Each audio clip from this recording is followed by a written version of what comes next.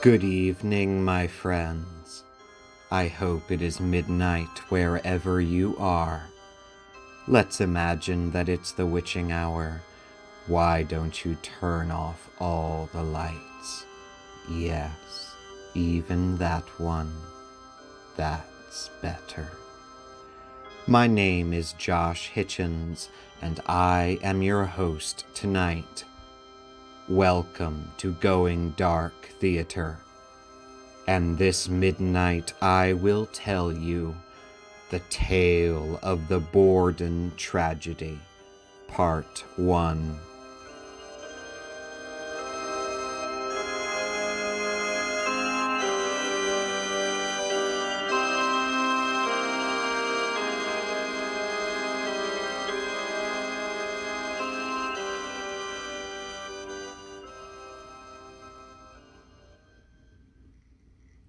There's a house in Fall River that will cause you to shiver, even though there's no chill in the air. And on warm August nights, when you turn out the lights, you can see her standing on the stairs. She laughs as she glares at the guest room upstairs, and she quickly moves down to the parlor. And if you're very quiet, a muffled sob fills the night, and she whispers, "You disappointed me, Father." Without saying any more, she glides out the door, to the barn, and then up to the loft. She has sinkers to find, or is it a piece of iron this time? Don't get confused, Lisbeth of Maplecroft. When next she appears, different clothes she wears. Was it a bloody dress she was burning? But her arms are stained red with blood that she shed as horror ends, and a hatchet she's carrying. Michael Wilkerson, Lisbeth of Maplecroft. That poem was written for the 1994 television documentary Lizzie Borden Took an Axe, which I first watched on the Discovery Channel when I was 9 years old. I have been fascinated and haunted by this unsolved mystery ever since. Like the Whitechapel murders that left 6 women dead in London only 4 years earlier, the truth about what really happened inside the Borden house on the bright and sunny day of August 4th, 1892, will probably never be known. But this case, and the life of its prime suspect, Lizzie Borden herself, continue to intrigue us as much today as they did 128 years ago in Fall River, Massachusetts. The Borden tragedy has become an integral part of America's dark mythology, so much so that children jumping rope on playgrounds still learn and sing a macabre rhyme written about it. Lizzie Borden took an axe and gave her mother 40 whacks. When she saw what she had done, she gave her father 41. The truth about what happened begins to twist into legend almost immediately. First, and most important of all, we do not know for sure who murdered Abigail and Andrew Borden. Lizzie Borden was arrested and put on trial for the crimes, but the jury, all male, acquitted her, and the murders are still considered unsolved. Secondly, the murder weapon was not an axe. It was suspected to be a hatchet, which is much smaller. Thirdly, Abigail Borden was not Lizzie's mother. She was her stepmother, and Abigail received 18 whacks, while her father Andrew received 11. Instead of 81 wounds, there were actually 29 in total. So, The true facts of this mysterious case are a bit different from what most people know, or assume they know. To go in search of the truth about the murders of Abigail and Andrew Borden, it is necessary to understand the human beings involved and the events that led up to it. As the Whitechapel murders raised awareness of the immense poverty of those who lived in the East End of London, the Borden tragedy acted as a Pandora's box on the American psyche, exposing in an extremely public way that behind the closed doors of a respectable family's house, acts of human horror could be committed in secret. Something was deeply wrong within the Borden house, within the Borden family, a thread of darkness that erupted in bloodshed. Could a child murder their own parent? Could a woman commit such a brutality? Could she get away with it? Could such a thing happen in your house? Could it happen within your own family? Could it happen to you? Like Jack the Ripper, just hearing the name Lizzie Borden conjures up many vivid and gruesome images in our minds, many of which are myths and not the truth. As author and Fall River native Victoria Lincoln puts it in her definitive book, A Private Disgrace, Lizzie Borden by Daylight, Lizzie Borden is an American legend, the lady with the axe. The Greeks had Clytemnestra, we have Lizzie.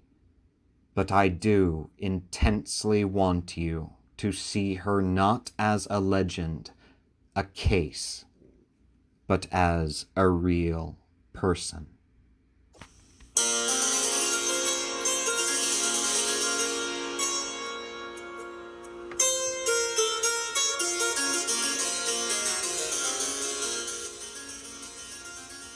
Fall River is a small, quiet town in Bristol County, Massachusetts. It is located about 53 miles south of the city of Boston. When the Plymouth colony was established in 1620, the area was the home of the Wampanoag native tribe. Running through the area is the Quequechan River, Quequechan being a word in the Wampanoag language meaning falling river, which is how the town received its name. The area was settled by European immigrants in 1670, and the town of Fall River was officially incorporated in 1803. Only a year later, in 1804, the town changed its name to Troy. It was known as Troy for 30 years, but they decided to change the name of the town back to Fall River for good in 1834. Fall River's official town motto is, "We'll try," adopted after the immense devastation the community suffered in what became known as the Great Fire of 1843. But its citizens were determined to rebuild and to survive, and they did that, and much more. They and their town prospered immensely in the decades that followed the Great Fire. The Industrial Revolution of the Victorian Age is what brought Fall River its prominence. By 1890, the town had a population of 80,000 people and manufactured more cotton textiles than any other city in the world. The two most powerful families in Fall River society were the Durfees and the Bordens, both of whom had numerous branches living throughout the town. Fall River was also home to many Irish immigrants in the 19th century, and, like the London of 1888, a rigid class system was in place, especially among those who had the most money.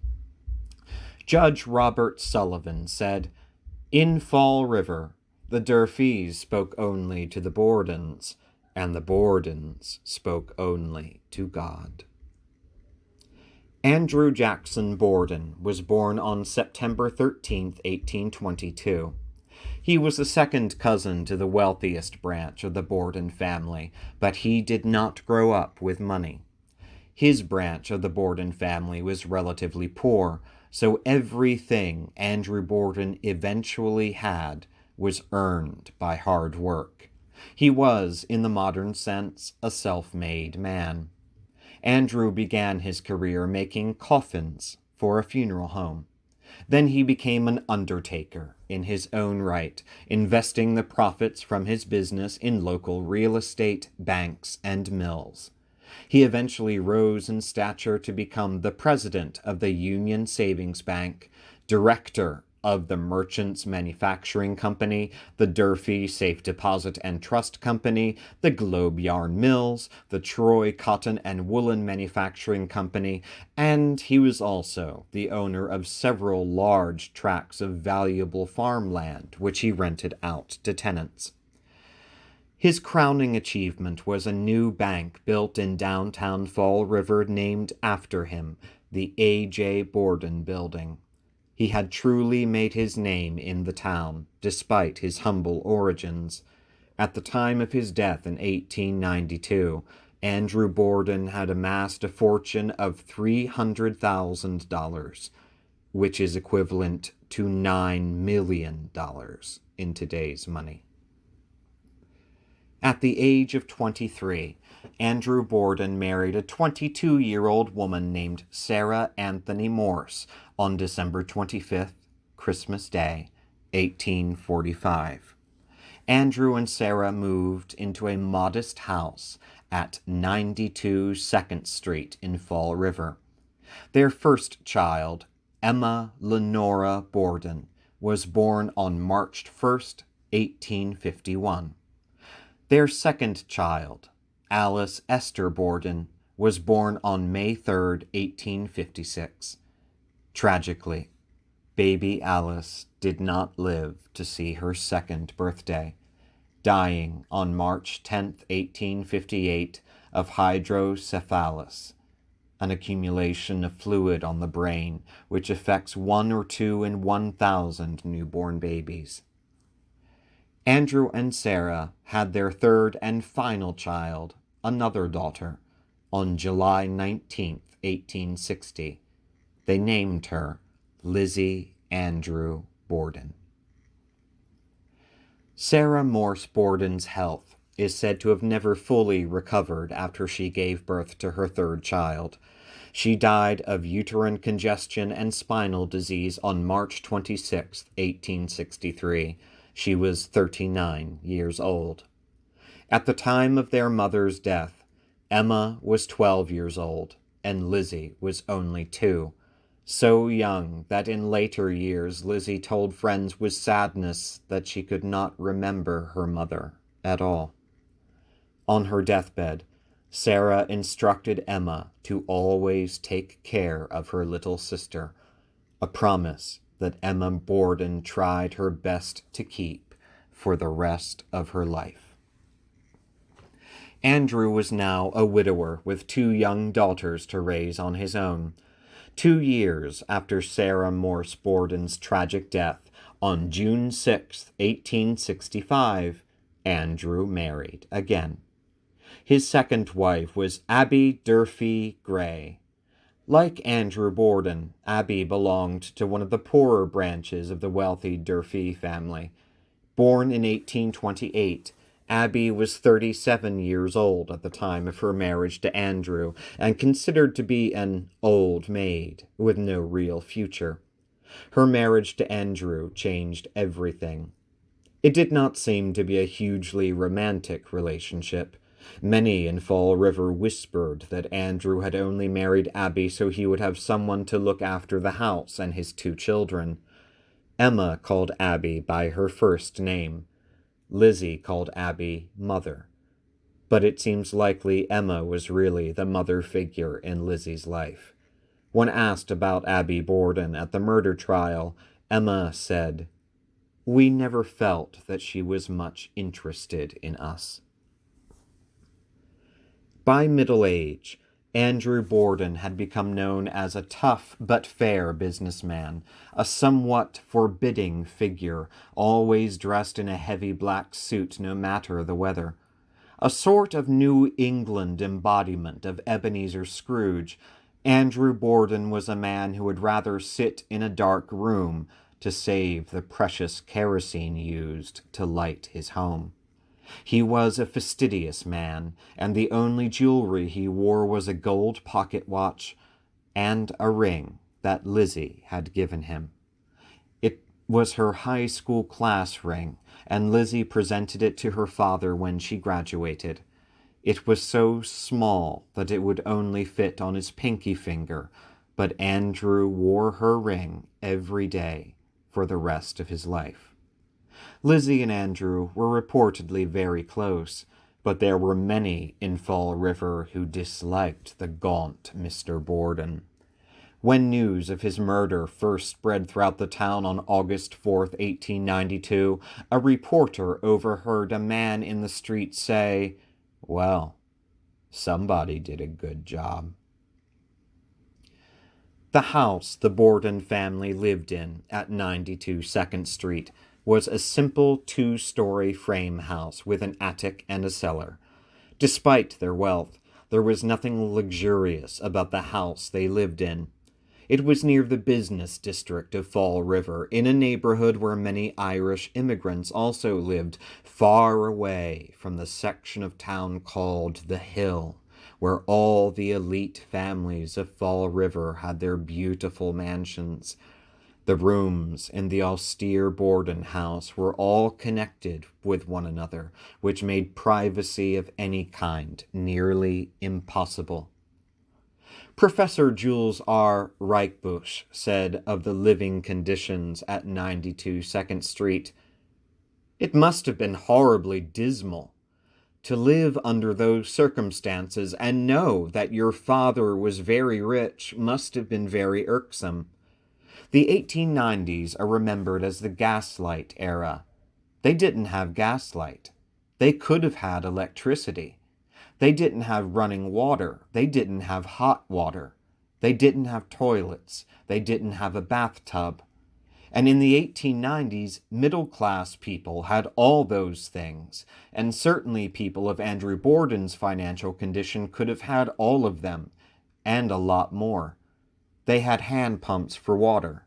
They had a water closet in the basement, basically an indoor outhouse. In the basement there was a large bucket where dirty rags or cloths were put, then washed and reused. Slop buckets were kept in all the bedrooms and emptied into the backyard every morning." As Emma and Lizzie grew up in these conditions, it must have been very difficult for them. It was hardly acceptable for a potential wealthy suitor from the Hill to come calling at the cramped Borden house on 2nd Street.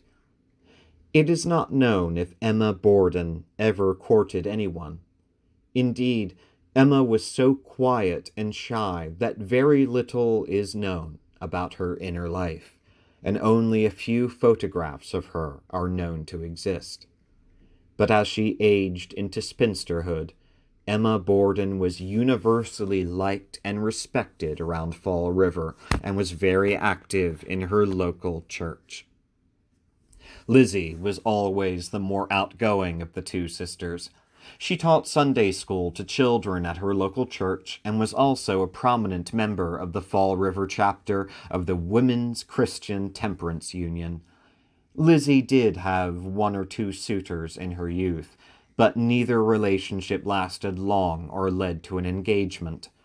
As the years passed, Lizzie seemed destined to become an unmarried spinster like her sister Emma, although she dreamed of a better life away from the cramped house on 2nd Street, longing to live in a large, beautiful house on the hill. For her 30th birthday, in July 1890, Andrew gave Lizzie an extraordinary birthday present, a 5-month-long grand tour of Europe, all expenses paid for by her father.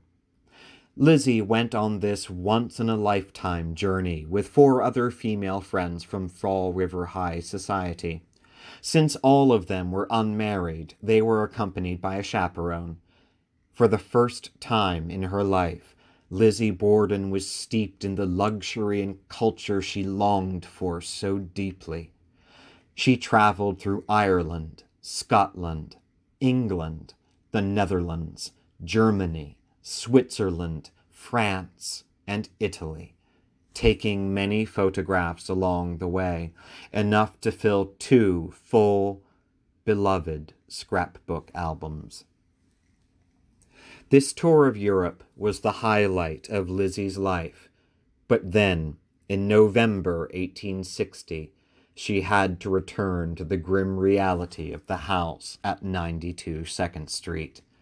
There is evidence to suggest that after her return home, Lizzie was deeply unhappy.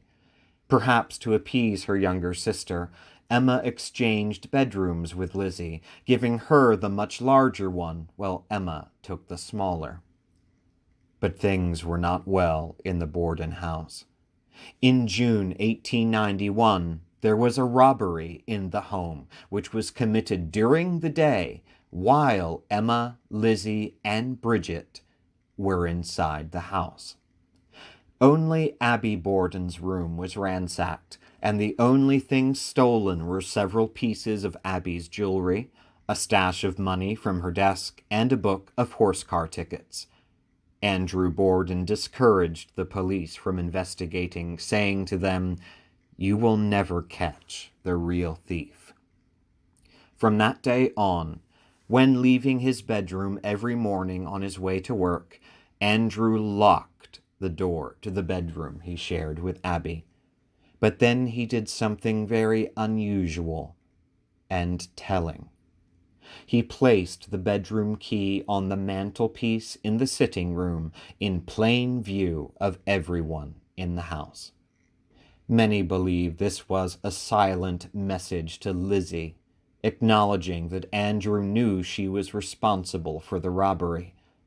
This was a family built on silence, where long-standing tensions were never directly spoken of, allowing hatred to fester and grow. It was an open secret in Fall River that Lizzie Borden was a kleptomaniac. She often went into local shops and took things without paying for them. This happened so often that the shop owners would simply watch her, make note of what Lizzie stole, and then send the bill to Andrew, which he always paid without saying a word about it to Lizzie or anyone else. The reason for Lizzie staging a burglary and targeting her stepmother may have arisen out of a growing hatred. Abby Borden had very little existence outside of her house on 2nd Street. She rarely went out in public, and if she did, it was to visit her sister, Sarah Whitehead, to whom she was completely devoted. When Andrew Borden gave some valuable property to Abby's sister, Lizzie and Emma were not pleased, perhaps thinking that their father was giving away valuable property that should have been rightfully theirs. To appease his daughters, Andrew also gave Lizzie and Emma property, which they then sold back to him in exchange for large sums of money. This did not heal the rift, however. From that moment on, Lizzie stopped calling Abby mother, even though she was the only mother Lizzie had ever known.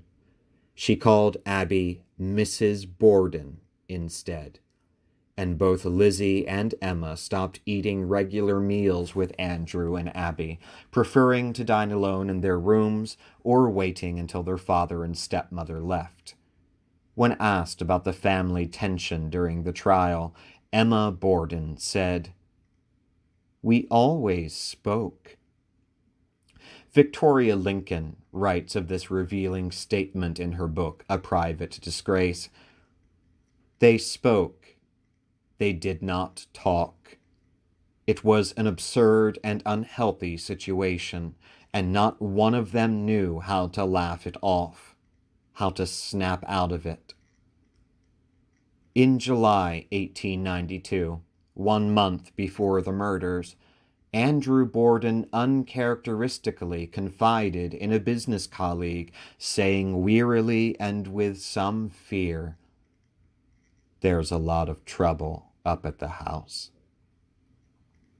There was one other person in the dramatic atmosphere of the Borden household, their maid, Bridget Sullivan. Born in County Cork, Ireland, Bridget Sullivan immigrated to America as a young woman, arriving in New York City on May 24, 1886. She eventually made her way to New England, and she was hired as a maid in the Borden house in November 1889, just when the family dynamic began to fall apart. Bridget's responsibilities included cooking the meals, cleaning, washing, sweeping, and ironing, although Abby Borden did a large amount of the housework herself as well. Both Emma and Lizzie, even 5 years later, still called Bridget Maggie. Maggie had been the name of the Irish maid employed by the Borden family before Bridget. Abby and Andrew always addressed Bridget by her actual name. At the time of the murders in 1892, Bridget Sullivan was 26 years old.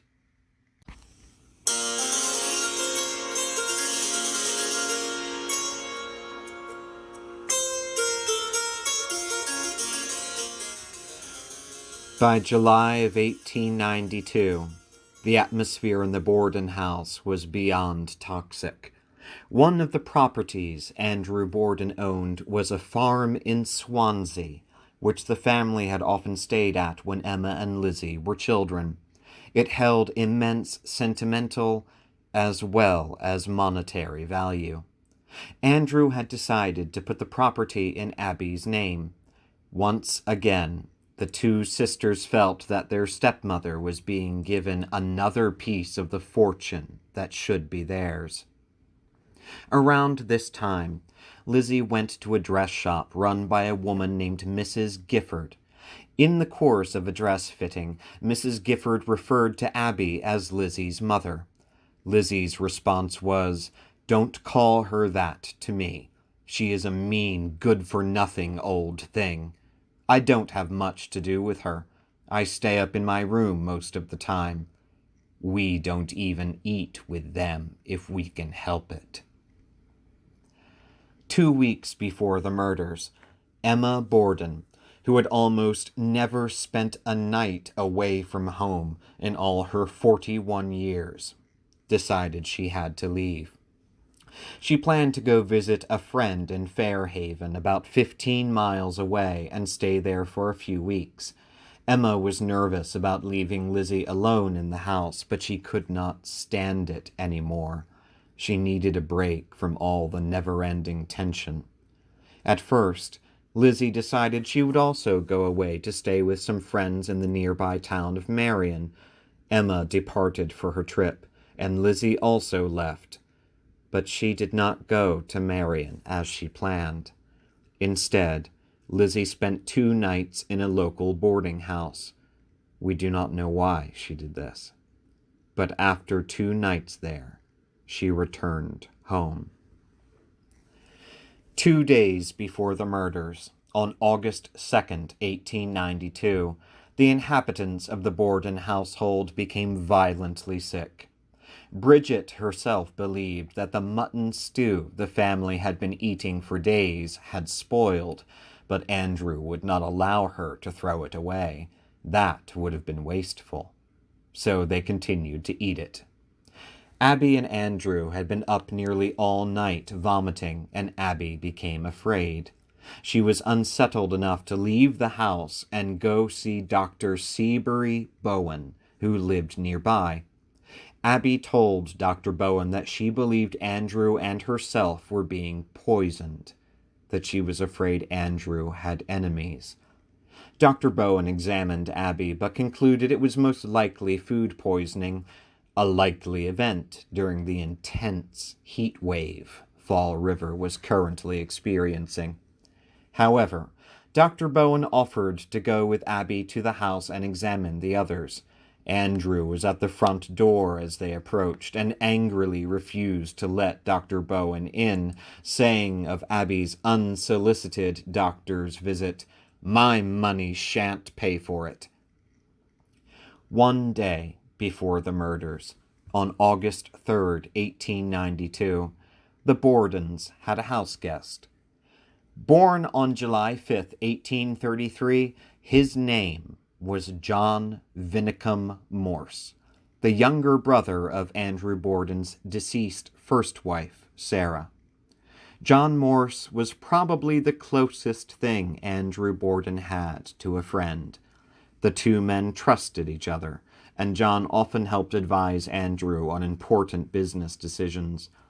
Lizzie had reason to distrust her Uncle John because she knew he had encouraged her father to sell the property to Abby's sister several years earlier. Now Uncle John was back, no doubt to discuss putting the Swansea farm into Abby's name.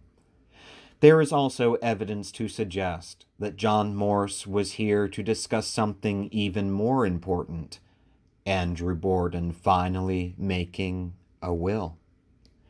Lizzie stayed in her room and did not see Uncle John that day. At 7 p.m., Lizzie left the house to visit her friend Alice Russell and confided in her. Lizzie said, "I feel depressed. I feel as if something was hanging over me that I can't shake off. I feel afraid sometimes that Father has an enemy, for we have all been sick and think the milk may have been poisoned. I feel as if I wanted to sleep with my eyes half open, with one eye open all the time. I am afraid someone will do something. I don't know but what. Someone will do something." At 9 p.m., Lizzie returned home and went up to her room. In the sitting room below her bedroom, John and Andrew talked business late into the night. Lizzie very likely could hear every word they said. On the day of the murders, August 4th, 1892, John Morse left the house after breakfast to run some errands, and Andrew asked him to return home to the house for lunch. Lizzie stayed upstairs and did not see him. The following is directly from the testimony of Bridget Sullivan. After Mr. and Mrs. Borden ate their breakfast, I ate mine and cleared things up. 5 minutes later, Miss Lizzie came through to the kitchen. I was washing the dishes, and I asked her what did she want for breakfast. She said she didn't know as she wanted any breakfast, but she guessed she would have something. She said she would have some coffee and cookies. I went out in the backyard. I had a sick headache, and I was sick to my stomach. I went out to vomit, and I stayed 10 or 15 minutes. When I came back, I finished my dishes and took them in the dining room. Mrs. Borden was there. She said she wanted the windows washed, inside and outside both. She said they were awful dirty. After that, I didn't see Mrs. Borden anymore until I found her dead upstairs. I can't say exactly, but I think this was about 9 o'clock. Then I shut the windows I was going to wash and went down cellar and got a pail to take some water and took it outdoors. As I was outside, Lizzie Borden appeared in the back entry and says, "Maggie, are you going to wash the windows?" I says, "Yes." First, I washed the sitting room windows on the south side of the house, the Kelly side. Before I started washing, Mrs. Kelly's girl appeared, and I was talking to her at the fence. Then I washed the 2 front windows. Between times, I went to the barn and got some water. I washed the dining room windows and 1 parlor window on the side. During all that time, I did not see anybody come to the house. Then I went into the sitting room to wash those windows inside. I began to wash the window next to the front door. Then I heard like a person at the door was trying to unlock the door but could not, so I went to the front door and unlocked it. The spring lock was locked. I unbolted the door and it was locked with a key. There were 3 locks. I said, "Pshaw," and Miss Lizzie laughed. Upstairs. Her father was out there on the doorstep. She was upstairs. She must have been either in the entry or at the top of the stairs, I can't tell which. Mr. Borden and I didn't say a word as he came in. I went back to my window washing. He came into the sitting room and went into the dining room. He had a little parcel in his hand, same as a paper or a book. Miss Lizzie came downstairs. I heard her ask her father if he had had any mail, and they had some talk between them, which I did not understand, but I heard her tell her father that Mrs. Borden had a note and gone out. I began to wash the dining room windows. Then Miss Lizzie brought an ironing board from the kitchen, put it on the dining room table, and commenced to iron. She said, "Maggie, are you going out this afternoon?" I said, "I don't know. I might and I might not. I don't feel very well." She says, "If you go out, be sure and lock the door, for Mrs. Borden has gone out on a sick call, and I might go out too." Says I, "Miss Lizzie, who is sick?" "I don't know. She had a note this morning. It must be in town." I finished my 2 windows. She went on ironing. Then I went into the kitchen. Miss Lizzie came out there and said, "There is a cheap sale of dress goods at Sargent's this afternoon at 8 cents a yard." And I said, "I am going to have one." Then I went upstairs to my room. I don't remember to have heard a sound of anyone about the house. Then I laid down on the bed. I heard the City Hall bell ring, and I looked at my clock, and it was 11 o'clock. I don't think I went to sleep at all. I heard no sound. I didn't hear the opening or closing of the screen door. I can hear that from my room if anyone is careless and slams the door. The next thing was that Miss Lizzie hollered, "Maggie, come down." I said, "What is the matter?" She says, "Come down quick. Father's dead. Somebody came in and killed him." This might be 10 or 15 minutes after the clock struck 11. I run downstairs. Bridget Sullivan runs out of the house to find Dr. Bowen. Adelaide Churchill, the Bordens' next-door neighbor, saw Bridget running and became worried someone was gravely ill. Mrs. Churchill saw Lizzie standing behind the screen door of her house, and she asked if something was wrong. Lizzie Borden said to Adelaide Churchill, "Oh, Mrs. Churchill, do come over. Someone has killed Father."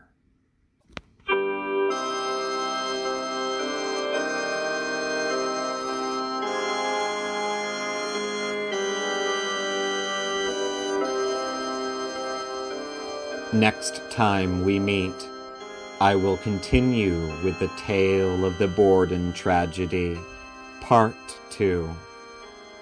If you enjoy the podcast, I encourage you to leave a rating and a review if the spirit moves you. You can also like Going Dark Theater on Facebook. If you'd like to support the podcast, get access to episode transcripts and other spooky projects I'm writing, I have a Patreon, patreon.com/Josh Hitchens. You can subscribe for as little as $1 a month. I am your host, Josh Hitchens, and you've been listening to Going Dark Theater. Until our next midnight together, I wish you all very pleasant dreams. And now, Going Dark.